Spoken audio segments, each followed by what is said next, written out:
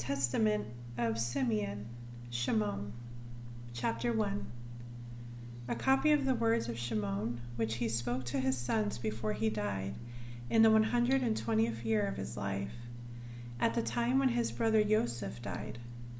While Shim'on was sick, his sons came to see him, and becoming stronger, he sat up, kissed them, and said, Chapter 2.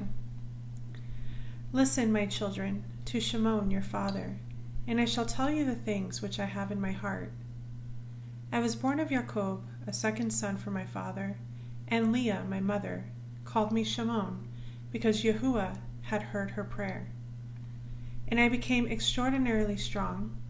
I did not hold back from any exploit, nor did I fear anything. My heart was firm, my courage was high, and my feelings were dispassionate. For by the Most High, manly courage is given to men in soul and body. In the time of my youth, I was jealous of Joseph, because my father loved him more than the rest of us. I determined inwardly to destroy him, because the prince of error blinded my mind, so that I did not consider him as a brother, nor did I spare Jacob, my father.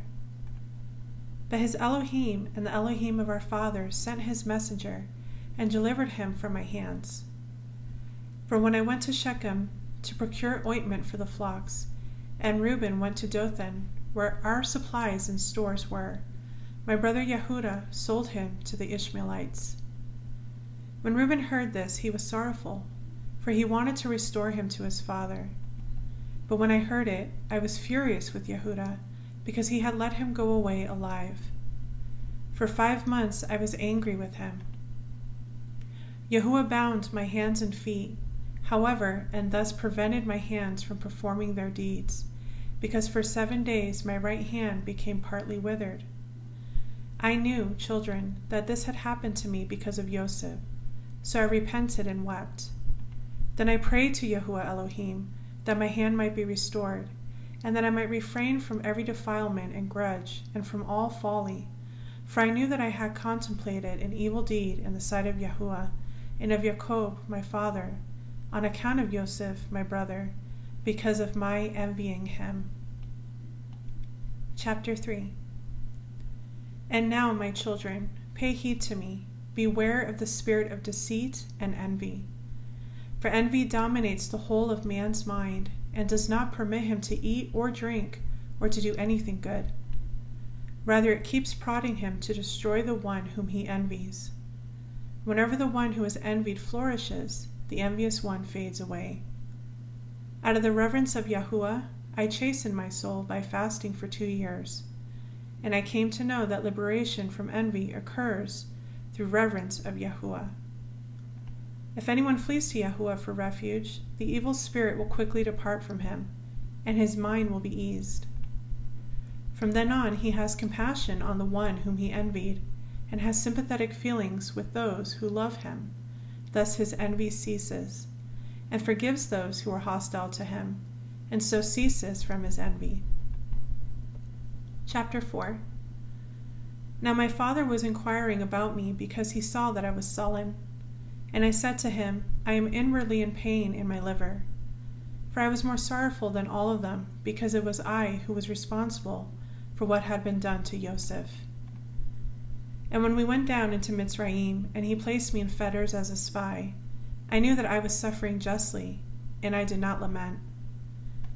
But Joseph was a good man, one who had within him the Ruach of Elohim, and being full of compassion and mercy, he did not bear ill will toward me, but loved me as well as my brothers. Guard yourselves, therefore, my children, from all jealousy and envy. Live in the integrity of your heart, so that Elohim might give you grace and glory and barakah upon your heads, just as you have observed in Joseph. In all his days he did not reproach us for this deed, but he loved us as his own life. He extolled us more than he did his own sons, and he showered us with wealth, flocks, and produce. And you, my children, each of you love his brothers with a good heart, and the spirit of envy will depart from you. For that attitude makes the soul savage and corrupts the body.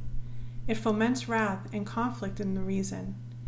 Excites to the shedding of blood, drives the mind to distraction, arouses tumult in the soul and trembling in the body. Even in sleep, some malicious jealousy fills his fantasy and consumes him. By evil spirits it stirs up his soul and fills his body with terror. In distress it rouses his mind from sleep, and like an evil penetrating spirit, so it manifests itself to human beings, and as a wicked and poisonous spirit, so appears it to men. Chapter 5. Because nothing evil resided in Joseph, he was attractive in appearance and handsome to behold, for the face evidences and troubling of the Ruach. And now, my children, make your hearts virtuous in the sight of Yahuwah, make your path straight before men, and you shall continually find grace with Yahuwah and with men. Guard yourselves from sexual promiscuity, because fornication is the mother of all wicked deeds. It separates from Elohim and leads men to Beliar. For I have seen in a copy of the book of Hanok that your sons will be ruined by promiscuity, and they shall injure with the sword the sons of Levi. But they shall not be able to withstand Levi, because he shall wage Yahuwah's war, and will triumph over all your battalions. These forces distributed among Levi and Yehudah will be few in number, and from you there will be no one for leadership, just as our father predicted in his Barakah. Chapter 6. See, I have told you everything, so that I might be exonerated with regard to your sin. If you divest yourselves of envy and every hardness of heart, my bones will flourish as a rose in Yisrael, and my flesh as a lily in Jacob. My odor shall be like the odor of Lebanon. Kodesh ones shall be multiplied for me forever and ever, and their branches shall extend to a great distance. Then the seed of Canaan will be destroyed, and there will be no posterity of Amalek. All the Cappadocians shall be destroyed, and all the Hittites shall be wholly obliterated. The land of Ham shall be wanting, and all that people shall perish. Then the whole earth shall be at rest from trouble, and everything under the Shemayim shall be free from war. Then Shem shall be glorified, because Elohim the Master, the Great One in Yisrael, will be manifest upon the earth as a man. By himself will he save man. Then all the spirits of error shall be given over to being trampled underfoot, and men will have mastery over the evil spirits. Then I shall arise in gladness, and I shall barak the Most High for his marvels. Chapter 7. And now, my children, be obedient to Levi and to Yehudah.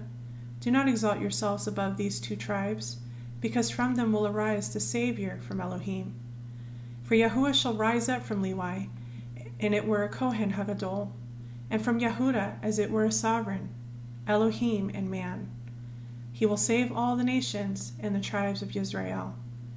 For this reason I command these things to you, and you command them to your children, so that they may observe them in their successive generations. Chapter 8. And when Shim'on had finished his instructions to his sons, he fell asleep with his fathers at the age of 120 years. They placed him in a wooden coffin in order to carry his bones up to Hebron. They took them up in secret during a war with Mitzrayim. The bones of Yosef, the Mizrites, kept in the tombs of the sovereigns, since their Magi told them that at the departure of Yosef's bones there would be darkness and gloom in the whole land, and a great plague on the Mizrites, so that even with a lamp no one could recognize his brother. Chapter 9. And the sons of Shim'on uttered lamentations for their father, and they were in Mitzrayim until the day of their departure by the hand of Moshe.